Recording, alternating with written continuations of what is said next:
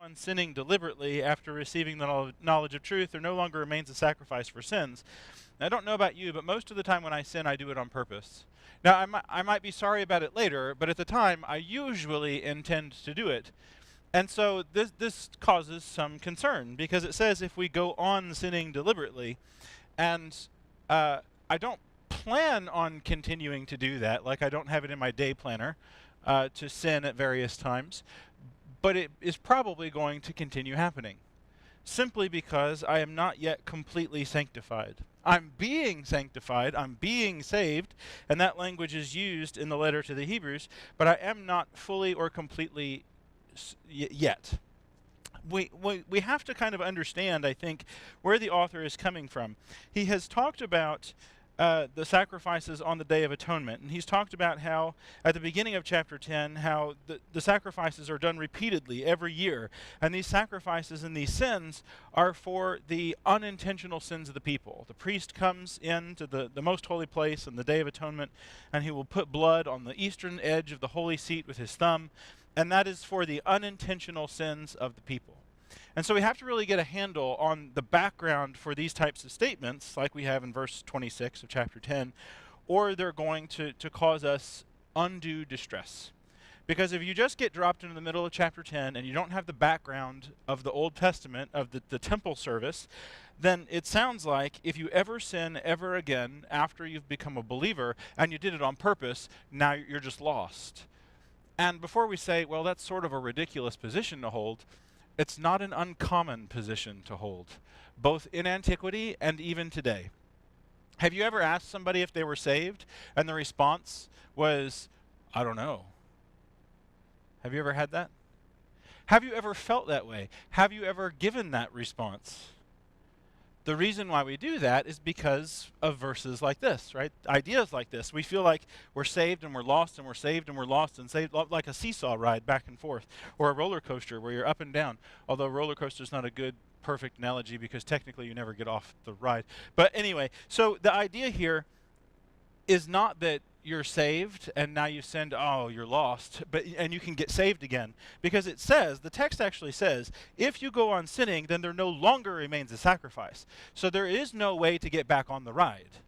Once you get off, you're done. That's sort of the idea. It's like you have one ticket and there's no stub. And so you can't get back into the theater after you leave. That's the idea. But the background here is not the New Testament. The background is the Old Testament. We're writing to Hebrews, and we've just talked about the temple service at the beginning of chapter 10. In these sacrifices, there is a remainder of sins every year. It is impossible for the blood of bulls and goats to take away sins, and so Christ comes, and Christ is then the one sacrifice, and he has come to do the will of the Father, and he takes away sins, and when he is done, he sits down. He's no longer serving as performing the ritual, the cultic ritual in the temple, because for a single time he has offered himself once for all sins, and now he is seated at the right hand of God because he's done. And that's all the way up through verse 12. Well, then you get down here, using that temple language, we have to go back to what the sin offerings were for. And in Leviticus chapter 4, Moses starts outlining the sin offerings. And in Leviticus chapter 4, when you start reading through, the sin offerings are for unintentional sins. If a high priest or a priest sins unintentionally amongst the people, then these are the sacrifices that you will offer. If a leader among the people sins unintentionally, then this is the sacrifice you will offer. Down at the end of chapter 4 in Leviticus, it says, if one of the common people, just, you're not a priest, you're one of the other Israelites, if one of them sins unintentionally, then this is the offering that you will make. And so you have to ask the question then, well, what does it mean to sin unintentionally? It could mean an accident or a mistake. It would certainly include that, but it could be limited to that, which means anything that you ever did on purpose, there's no sacrifice for. When David has Uriah murdered, there's no sacrifice for that. You should never be forgiven. You did it on purpose. But Nathan comes to David and says, you're the man, and David repents, and we see he is back in fellowship with God. God never says, oh, you sinned on purpose. You can't be one of my people anymore. And then when you go and you start reading through the law, I would continue after reading Leviticus 4. It continues down at the beginning of chapter 5. And then it starts to begin listing things in chapter 5 and 6 and 7. And there are things that I don't know how you can do on accident. I don't know how you can beat someone up and steal their money on accident. I don't know how you can lie in court on accident. I don't know how you can hear a jury summons for witnesses. It's basically a jury summons. I don't know how you can hear a call for witnesses, know that you were a witness, and not report on accident. I don't know how to do those things accidentally. There are things that are purposefully done that are covered under whatever an unintentional sin is. And so then we sort of have to come away with the understanding that either that word doesn't really mean what it means, or it's sort of like an overview of your sin. You may have meant it when you did it, but now you have repented of it, and you no longer mean it. You ever said something to somebody that was just nasty and hateful, and it was the right thing to say in the moment to win the argument, or to make them be quiet, or to just hurt them? And at the moment, it just felt so good to say. And then like 30 seconds after you say it, you're like, oh, that was wrong. And then you feel bad, and you wish that you could go back in time and take the words back. But you can't. You can never get words back. So always be careful before you let them out. You can never get them back. That, I would argue, it was unintentional. But maybe you have said something like that before, and 30 seconds afterward, you still meant it. And 10 years afterward, you still meant it. That's deliberate. Not only did you mean it when you did it, but you mean it now, and you will mean it 10 years from now, and you will always mean it because you're not taking it back. Right? That sort of seems to be this idea of deliberate. And so when you come then into chapter 10, I don't think the writer in Hebrews is arguing with these people that if you ever sin ever after becoming a Christian, then there is no longer sins for you. I think he's using that temple language, that sacrificial language from the Old Testament, in which if you continue to go on deliberately not doing the things that you know you should be doing, or doing the things that you know you should be stopping. If you continue deliberately to do these things, then there's no way for you to be right with God, because you are deliberately continuing in wrongdoing. I don't think he has an idea, has in mind the mistakes that you make. I don't think he has in mind even the things that you do on purpose but later repent of. I think he has in mind here the high-handed sin that the prophets talk about. I meant it before I did it, I meant it while I'm doing it, and I meant it afterwards, and I'm not changing. It's that sort of attitude. And specifically here, it seems to be with this idea of faithfulness to Christ. Right? There may be things that I don't know that I'm doing are wrong, so I'm going to continue doing them because I don't know to stop. But when it comes to something like faithfulness to Christ, that sort of is what we are. It is the foundation of who we are as the Lord's people. And if you continue to reject Christ, if you continue right following up right after you get into verse 10, those let us things, let us hold to the confession of our faith, let us consider how to stir one another up to love and good works, not neglecting to meet together as some. So if you have severed yourself from the people of God, if you have separated yourself from Jesus, if you have gone back to the old way, not the new and living way that you see in verse 19 and 20, but if you have gone back to the old way, if you have rejected Jesus, there's nothing coming. There is nothing besides Christ, because he is the one sacrifice for sins. There is nothing besides Christ, and there is nothing else coming in the future. There is no longer a sacrifice for your sins, because you have left the only sacrifice, and there is nothing else coming later. That seems to be his idea. And the idea here, continuing down, this is going to set you in opposition to God. The Father, the Son, and the Spirit. There are some places in the text where you get these pictures of a triune God, and this is one of those. Anyone who sets aside the law of Moses dies without mercy on the evidence of 2 or 3 witnesses. So how much worse a punishment do you think will be deserved by the one who has spurned the Son of God? And now I don't think that that's about Jesus. I mean, it is, right? He's there. But if you are mean to somebody's kid, who gets mad? The parent. Yeah. If you go to a playground and you're mean to a little kid, the little kid's feelings are hurt. right? But the parents are mad. The parents will be angry. So I think there's the father. You have spurned his son. And then the next one is, you have profaned the blood of the covenant by which you were sanctified. That is Jesus. And here he is on the cross offering his blood. This is the sacrifice that he has offered. He is the high priest who takes that sacrifice into the most holy place, and you have said, I don't need you to do that. Right, that's Jesus. And then you have outraged the Spirit of grace, and there's the Spirit. So those who reject this have angered the Father, the Son, and the Spirit, because all three of those, they plan, they perform, and they perfect us, our salvation. And so in rejecting all of these things, you are rejecting God in totality, the Father, the Son, and the Spirit, and all of them are mad. Right? They have all become your enemy. You are at enmity with God upon rejecting the things that he has done for you. And then it continues on in verse 30, for we know him who said, vengeance is mine, I will repay. And again, the Lord will judge his people. It is a fearful thing to fall into the hands of the living God. Yeah, that's pretty terrifying. To fall into the hands of the God of the universe, who created everything, who is alive, and who is a consuming fire. That's coming up in just a moment. And so that's sort of, I think, where that is coming from. If you are willing to reject Christ and to continue in that, to stay steadfast in your rejection of what God has done, what the Father has planned, what the Son has performed, and what the Spirit is perfecting in you, if you have rejected that and you want no part of it, if you are severing yourself from the people of God, then this is where you find yourself.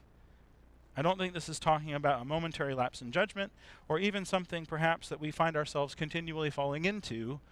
I think it is that high level of I don't want to be Christian anymore. Then you find yourself in verse 26, especially with these Hebrew people who the draw is to go back to temple Judaism, to go back to the sacrifices, the priesthood, the festivals. Not that there's anything inherently wrong with those, but to supplant Jesus with those. That is where you find yourself then in verse 26 and following. So any thoughts, comments, or questions about that?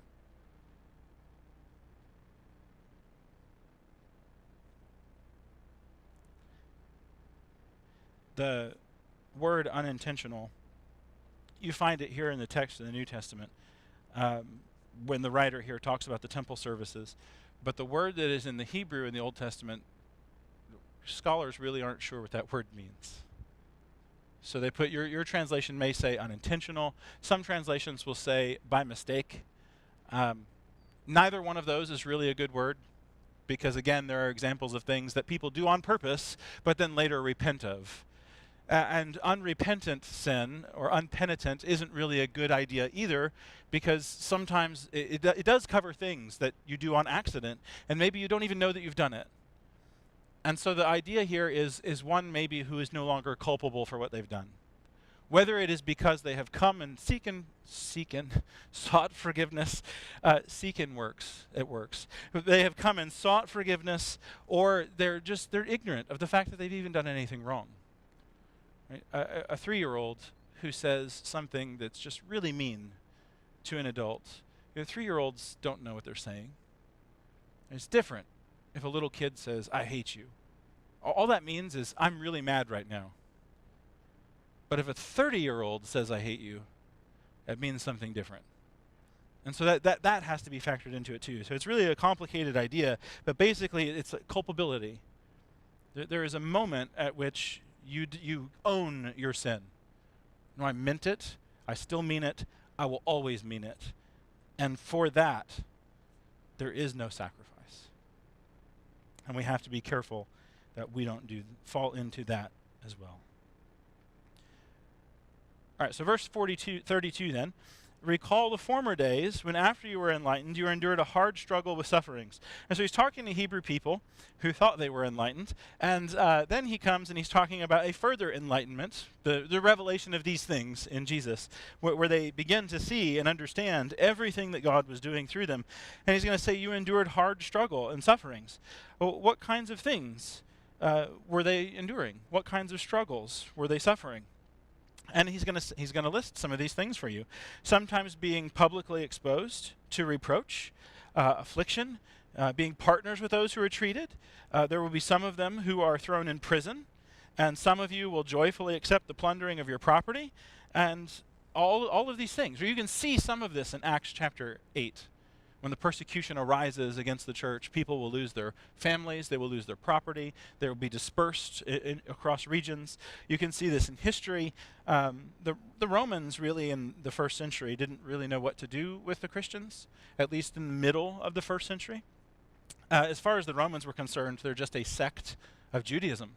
And so they're going to treat the Christians like they did the Jews, which was sort of like with disdain from a distance. I don't want to deal with you, and the less I have to deal with you, the better off things will be. They just didn't understand the Jews. And so the Romans really aren't the big persecutors of the church, and you can see that in the book of Acts. It's the Jews, or the Hebrew people are persecuting the Christians. They are the ones who see the Christians as committing blasphemy.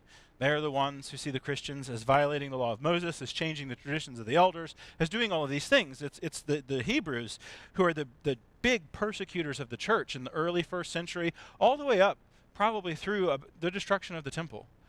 It is the Jewish people who are persecuting the Christians, by and large. And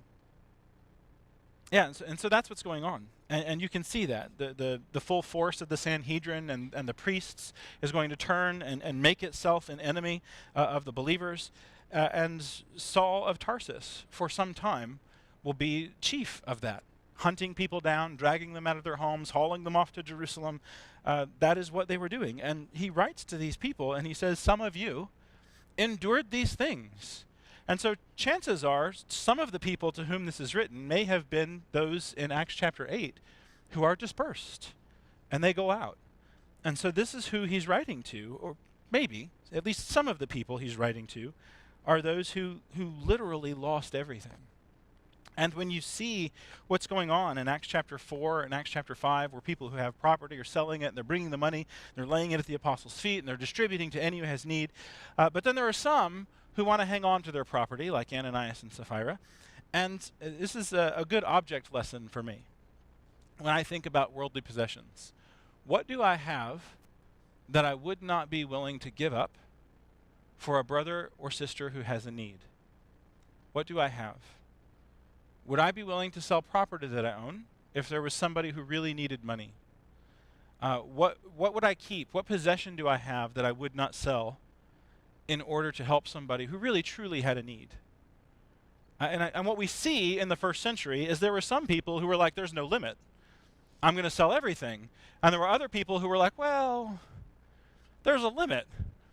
And we can see who is held up as the example, right? You have Barnabas, the son of encouragement, who sells a field, and he brings the money and it's distributed. I don't think that I don't think Barnabas causes himself to become somebody who needs help through his giving. I don't think that that's the circumstance. But Barnabas has extra, and so he shares. Thinking back to the manna in the wilderness, those who gathered much had none left over, and those who gathered little had no lack. They were sharing. What if you didn't share? What if you had a lot of property in Jerusalem and you didn't share it? How long are you going to have it if you're a Christian?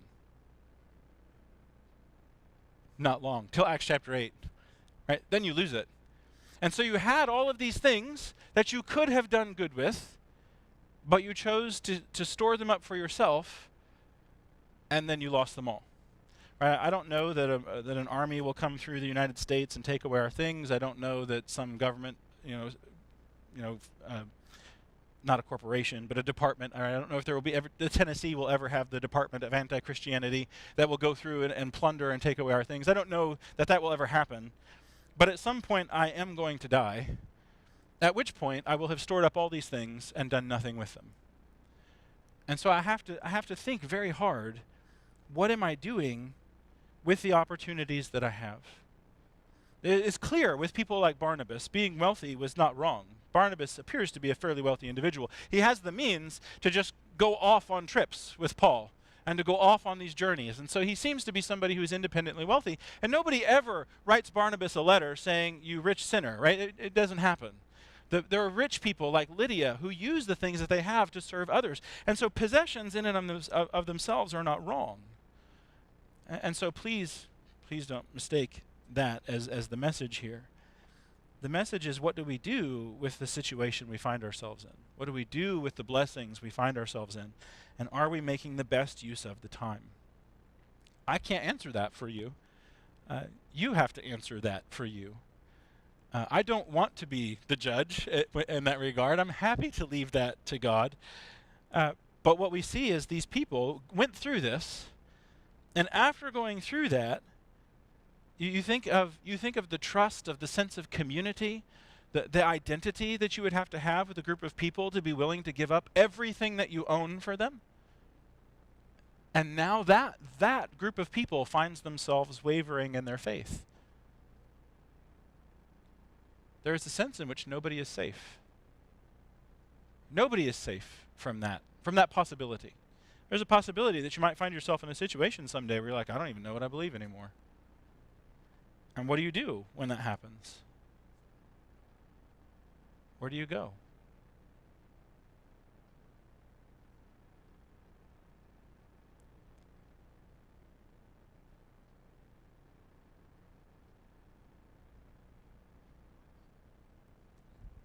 Yeah, you go back to where you started. You have to go back to Jesus, back to Christ. That's what he's doing here. Remember back at the beginning when you believed, and look at all the stuff that you did when you believed, and the way that the world reacted to you, the way that your brothers reacted to you, and you accepted it joyfully. Remember how you felt. Remember why you felt that way. Remember what you believed, in what you had put your confidence. And that's verse 36. Do not throw away your confidence, which has great reward. Confidence, interesting word. Break it up. You have con and then fide, which is with faith. So remember in what you had faith. Remember what you believed. Remember why you believed it. Remember the foundation that was put there, which is Christ. And now if you go back and you remember that foundation, then you just need to endure upon it. And it's interesting that he doesn't call them to something higher, right beyond that. He says, just come back to that. Just come back to that most basic of understandings, to your faith in Christ, and to who that was changing you into. And go back to that and then just endure, so that when you have done the will of God, you may receive what is promised. And so that's sort of where we're going, is you need to go back to the point where you were willing to you were all in with your belief.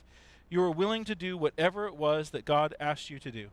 You're willing to do whatever it was that you needed to do as a Christian to be doing the will of God.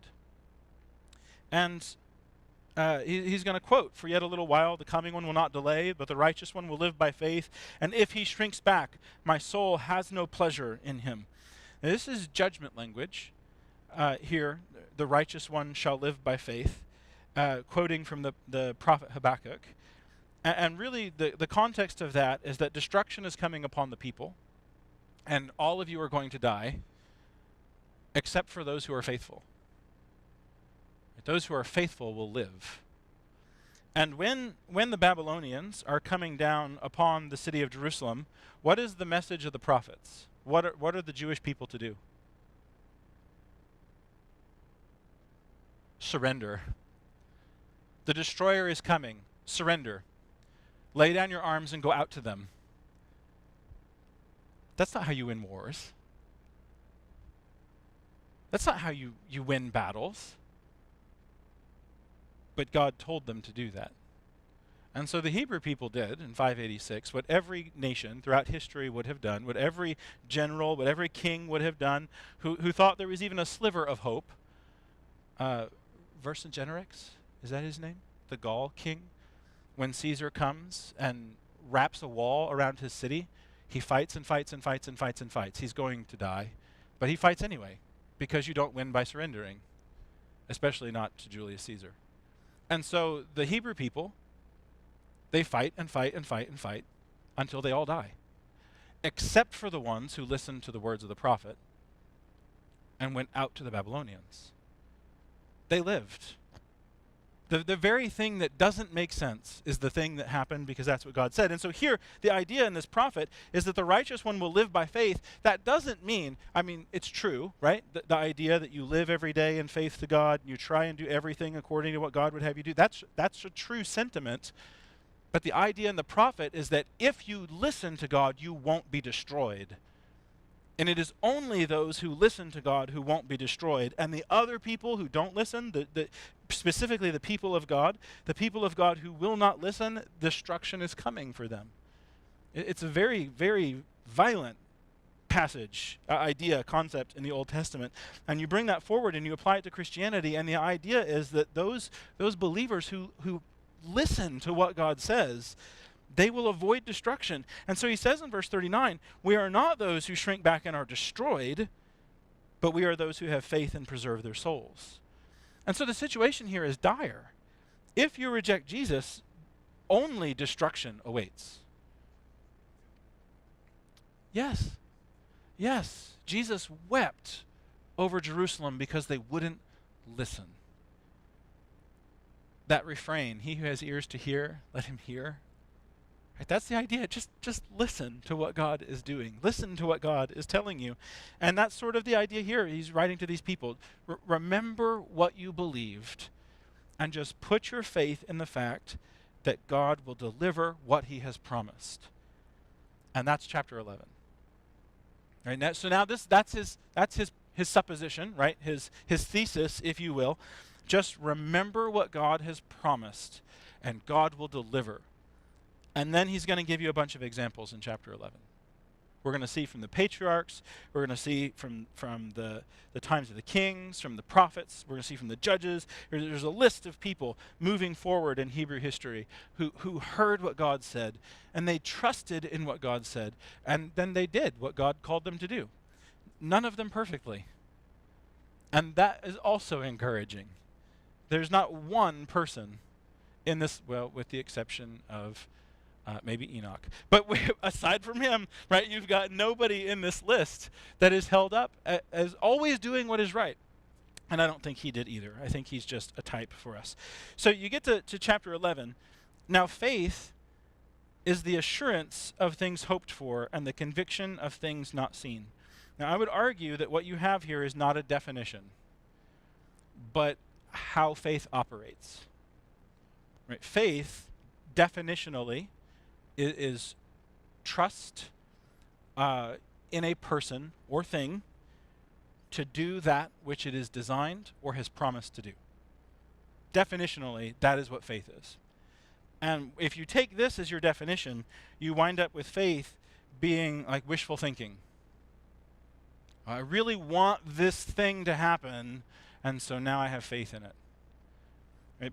Whereas faith itself, definitionally, has some sort of foundation to it. And what I mean is children will put faith in Santa Claus.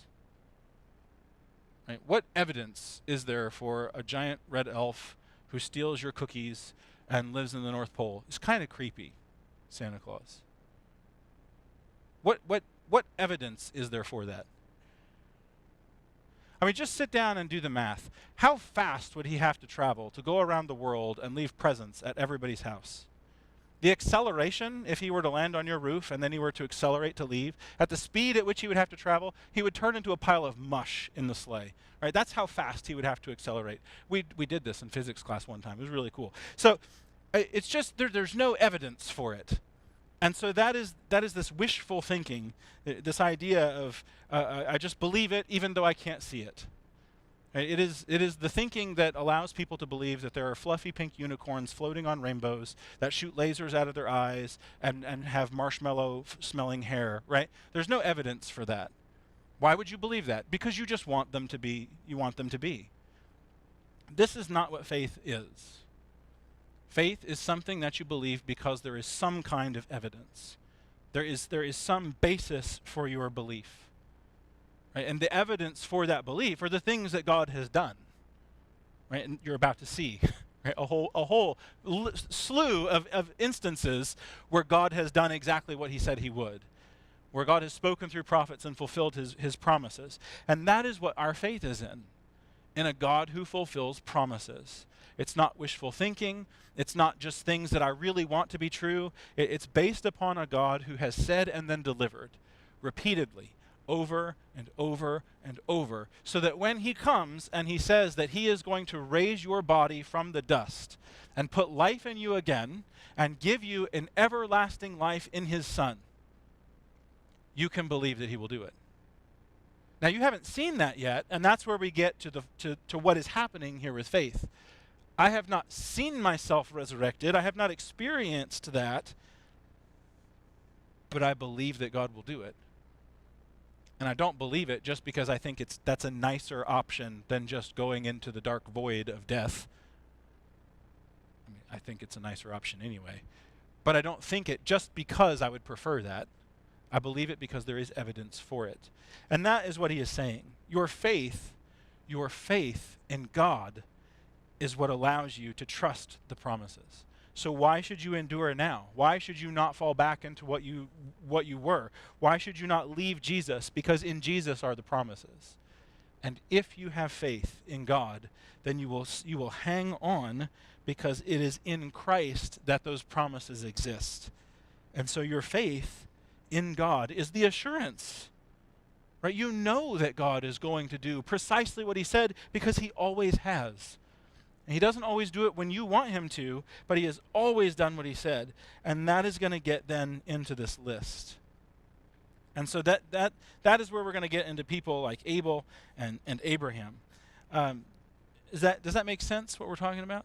How you don't really have a definition of faith here, but it's what faith does. It's how faith becomes functional in your life. It's how faith behaves in the life of a believer. Right, so verse 4, by faith, Abel offered to God a more acceptable sacrifice than Cain, through which he was commended as righteous, God commending him by accepting his gifts. And through his faith, though he died, he still speaks. So here is one of our witnesses speaking. You go all the way back to the beginning, and you have the two brothers offering sacrifices.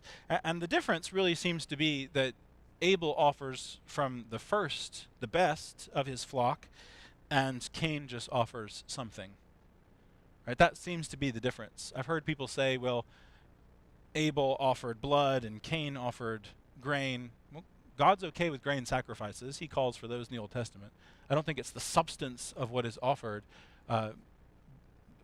flesh versus grain. I think it's the attitude of Abel offering the best and Cain just offering something. That seems to be the idea. And why would Cain just offer something? How do you get to that point?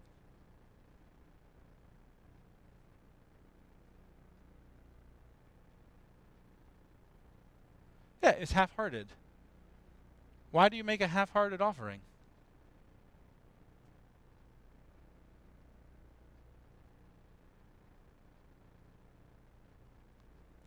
Yeah, the issue is going to be faith. It becomes maybe a legal checkbox. It's offering day again. Let me go get some grain. I could be eating this, but instead I'm wasting it. Right, that attitude. You can imagine if you were able then, the best of your flock. We used to raise rabbits, and I kept the best of my flock. I don't know that you have a flock of rabbits. But I kept the best ones, the strongest ones, the healthiest ones, all the crazy things you have to look for when you're raising animals. Are their feet all at the right angle? Are their ears the right length? Are their teeth straight? You have to have straight teeth in a lagomorph, because if the teeth aren't aligned, you have occlusion, and they just grow forever, and they'll grow up through the top of the rabbit's head and kill it. And so you have to kind of cull the rabbits whose teeth aren't straight. You just kill them. And then you have to go through, that's just what you do as a rabbit farmer. And you have to go through and you have to check their health every day. If you have one that has a cough, you have to get rid of it. You can't have a coughing rabbit because it's going to kill all the rabbits. If it has a runny nose, you have to get rid of it. If it has weeping eyes, you have to get rid of it. There are all these things that you go through and you're getting rid of them. And so now I have culled my herd of rabbits, and I have the most pristine rabbits possible, and I want to use those as my breeding stock, but now it's sacrifice day. And I have to take the best rabbits, The ones whose teeth aren't going to grow sideways and kill them. The one who is not going to cough and kill the rest. I have to take those rabbits and I have to offer them as a sacrifice. I can see why Cain would go, I'm going to kill this one anyway. Why don't I just bring that one as a sacrifice? Who's going to know the difference? That seems to be, I don't know if that is the specific issue, but you can see how that would happen if you're not devoted. If you're not approaching God with trust in his promises, with thankfulness for what he has done, with gratefulness for the fact that he has created. But Abel did. And so his sacrifice was accepted and Cain's was not. And Abel, though dead, yet speaks. That's going to be this list of people. Though dead, they still speak.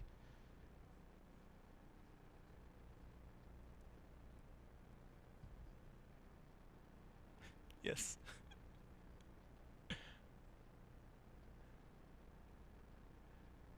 Yeah. They shuffled it in a, it's not even tidy. Yeah, that's a perfect idea. When you tell a child to clean their room and they just kind of shove everything under the bed.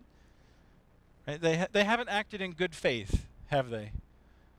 You'll get into business dealings with people and they'll do something sometimes and they don't act in good faith. I have a friend, he's in the oil and gas industry, and he said one of the most frustrating things about being in the oil and gas industry is that the large companies, who will remain nameless, the large companies have people that work for them that go through the business deals and decide which ones will be cheaper not to pay you and wait for you to sue them and then settle with you out of court. They actually do that, right? They have people that they employ full time. That's their job, to figure out who they cannot pay, and it will be cheaper for them to not pay you, going through legal fees and court costs and then just settling with you out of court for much less than they would have had to pay you. It's crazy, but that's not in good faith. And so that seems to be the idea. And we sort of understand that when it comes to like cleaning our room or business dealings. If you promise somebody you're going to do something, you should do it. If your parents ask you to clean your room, you should clean it.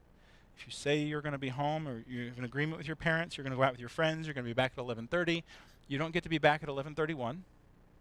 You get to be back at 11:30 or earlier. Earlier is always an option. But 11:31 or later is not. I tried that with my dad once. Once.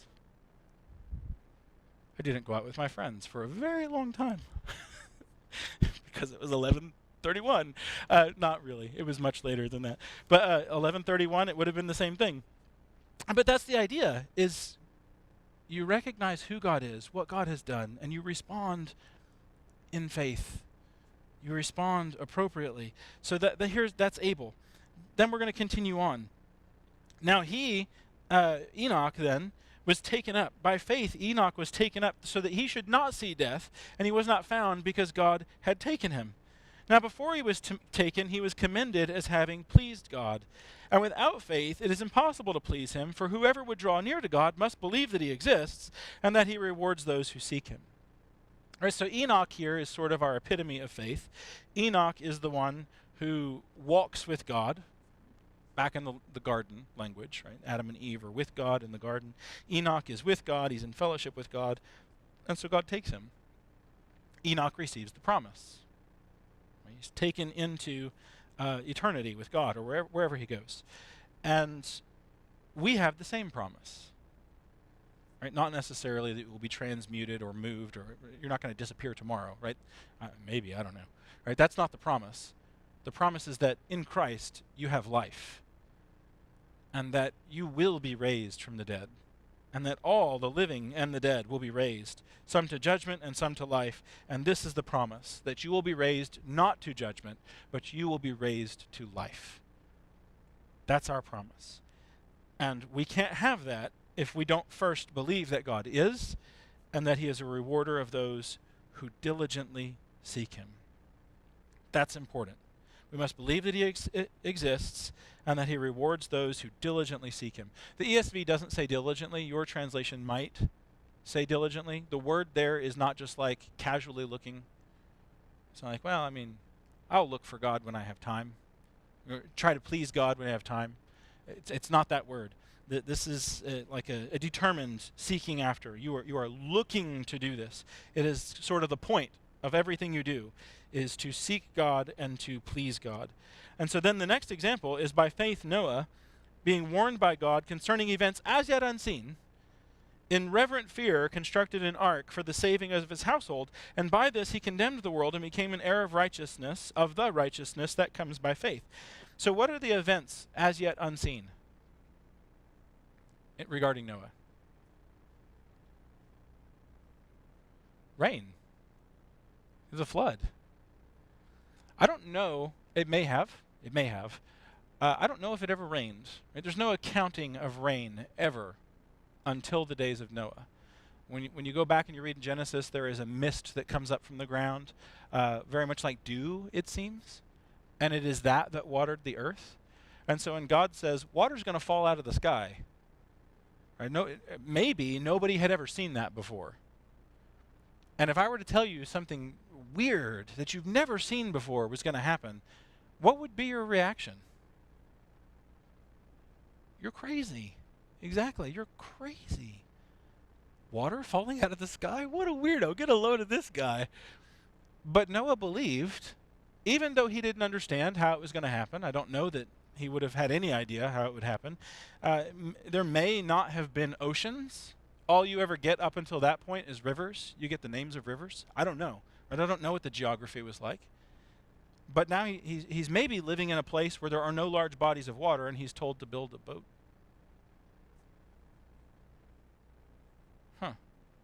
And not like a river boat, a little skiff, but like an ocean liner, a huge boat, like the Queen Elizabeth, big. And he says, okay, and he does it. One of my favorite cartoons, Hanna-Barbera, what's the name of it? It's from the 80s. The kids could tell you. Anyway, they're people who go back in time and they wind up in all these crazy Bible stories, really good cartoons. That's one of my favorite ones, the way they depict Noah's Ark, is people are laughing and making fun of Noah.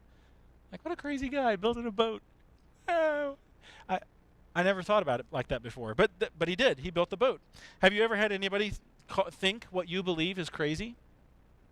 That people can be raised from the dead? That you will be raised from the dead? That somebody who has been dead, died 2,000 years ago, is going to return and judge the living and the dead? I mean, it's kind of crazy what you believe. Have you ever seen anything like that at all? Then why do you believe it?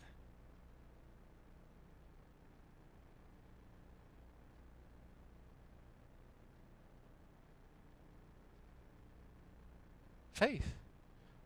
Faith in the one who said it. And really, ultimately, that's why children believe in Santa. There's no evidence for Santa, but somebody they trust tells them that somebody is going to bring them gifts and they're going to show up under the tree and somebody's going to steal your cookies and all of those things.